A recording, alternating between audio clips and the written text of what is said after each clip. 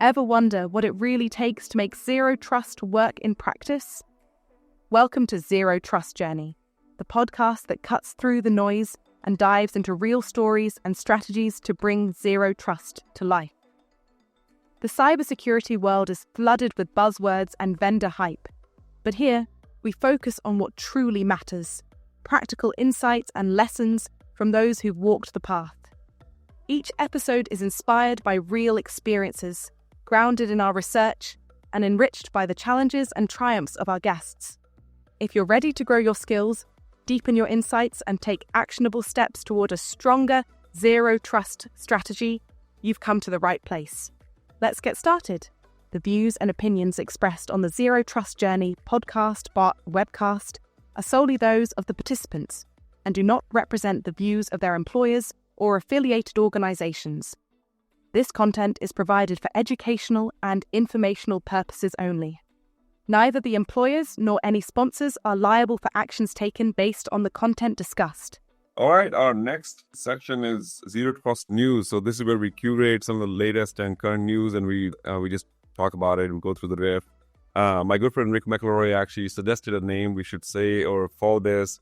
I zero trust what you're saying. So again, just unintended, right? We'll start with this one. So the first news I have is from the website called executivegov.com, and it's NIST seeks public input on zero trust guidance. This is where you get to actually input your commentary and anything that you want to suggest when the NCCOE is putting the draft out there. So again, NIST Implementation Guide of Zero Trust Architecture, or ZTA as they say it. And it is out for the comments. It's a 45-page guidance, contains technical data, findings, you name it. There are 19 zero trust architecture implementation demonstrated during the vendors consultations as well. So in case you're using any one of those vendors, great conversation starter with those as well, and talk about, hey, how did you guys contribute to implementing a zero trust architecture? Can you tell me more about it? So leveraging those smart resources where you already have an existing relationship. So consider that. Yeah, what I love about that is that anybody can go and submit comments on all of that stuff. So like Victor, like you were mentioning, like if you've got a real world implementation of anything in there, I'm sure they would love to hear, about your experiences and maybe where the guidance isn't quite, accurate about, the organizational reality of things. So totally encourage people to comment. 100%. Yeah. So the second one that we have today is making zero trust architecture achievable. And what I love about this is from securityboulevard.com. And this talks about, what, NIST, again, like we're mentioning here, has been doing, with Tenable and a whole bunch of other private sector, vendors to make zero trust guidance, a reality.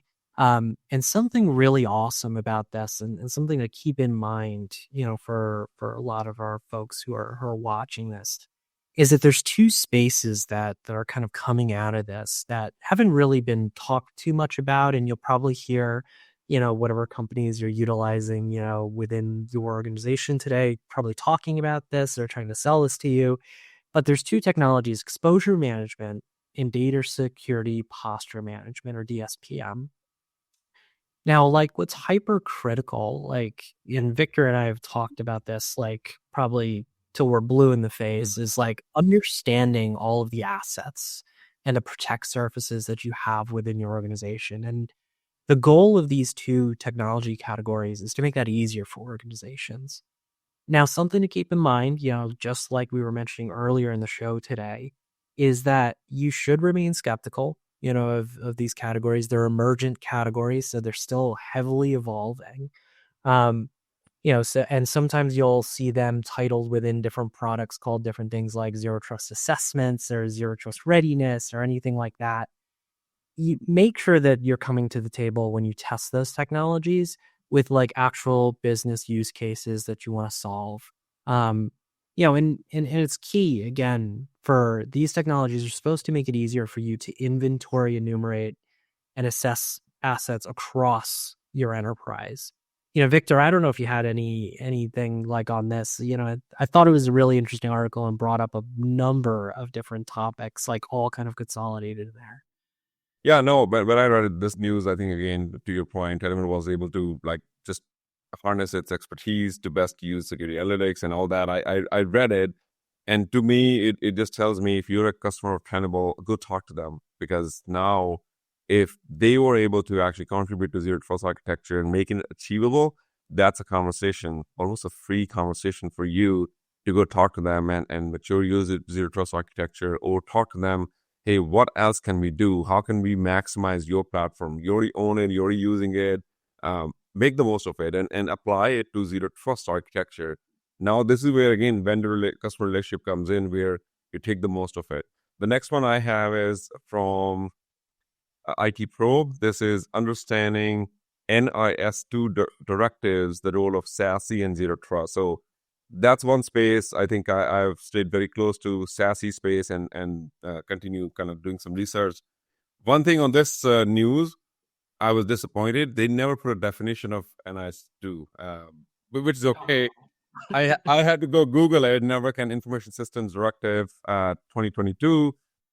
Again, that's fine. Another bad part about this link or URL or the news is, in order to download, oh my God, there's a long forum. If you look at it, it's like, come on, I just want to read the news. If this is really a news, make it a news. But anyways, if you're really invested in it, like myself, I did go through it, enter first name, last name, company email address, phone number, country, company name, company size, industry, blah, blah, blah. It's literally like almost 10 fields before you actually get to see the actual news or report what they're putting out there. So just if you're in the SASE space and trying to learn more about SASE and zero trust, and if you have some European footprint, that's with NIS2 falls under. So look at it.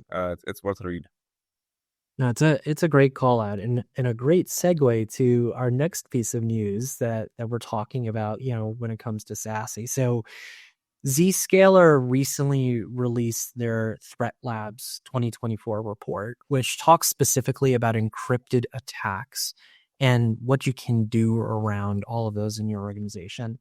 Now, as we always caveat, right, a lot of these threat reports by a variety of different vendors, take what you need from these reports, because there is a lot of valuable information, because they're using what they're seeing in their customer environments and the larger threat landscape.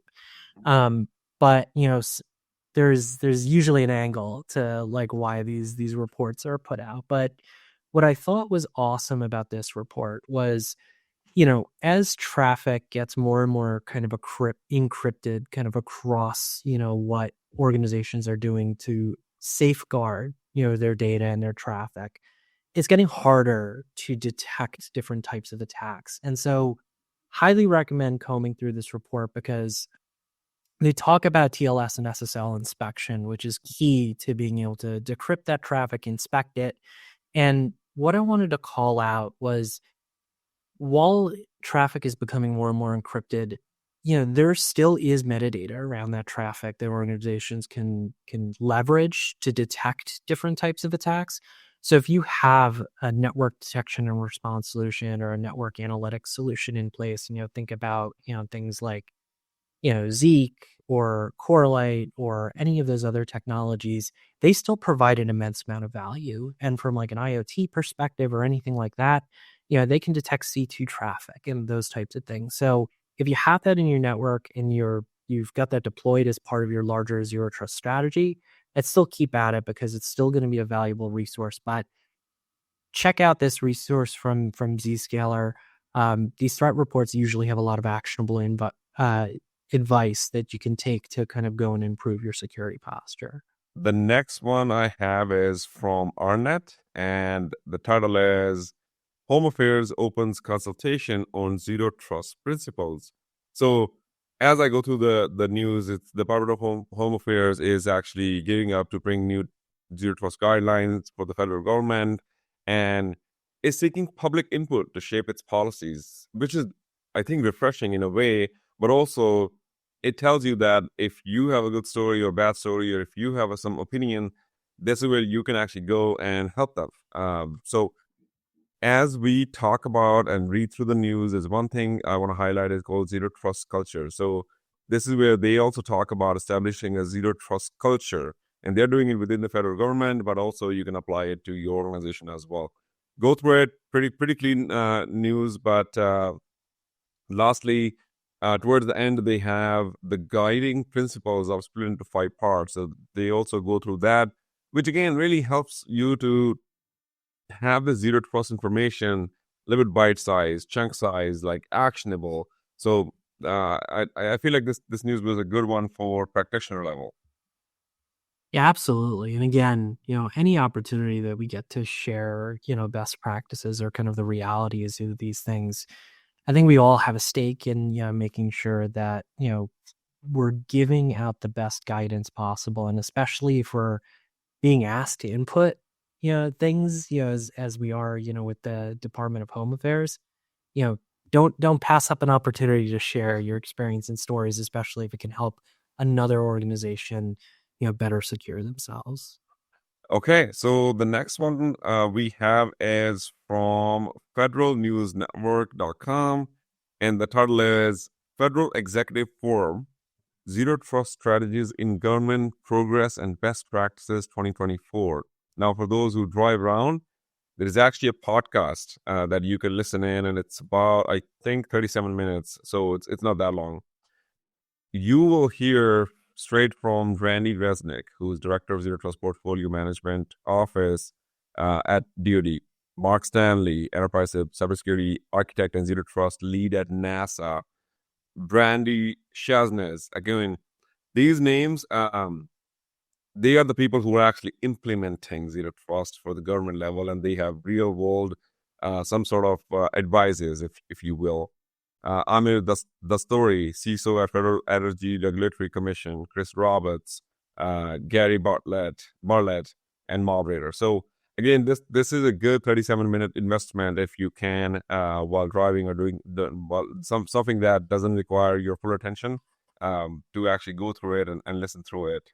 Any podcast that's going to share best practices, wink wink, listening to the right one right here, is definitely worth your while. And again, like Victor mentioned, you got the who's who of ZT on this podcast, folks that are actually on the ground implementing things. So totally worth a listen. I'm probably going to listen to it after we're done with the show today. So the next one we have is from Microsoft. DoD Zero Trust Strategy proves security benchmark years ahead of schedule with Microsoft collaboration.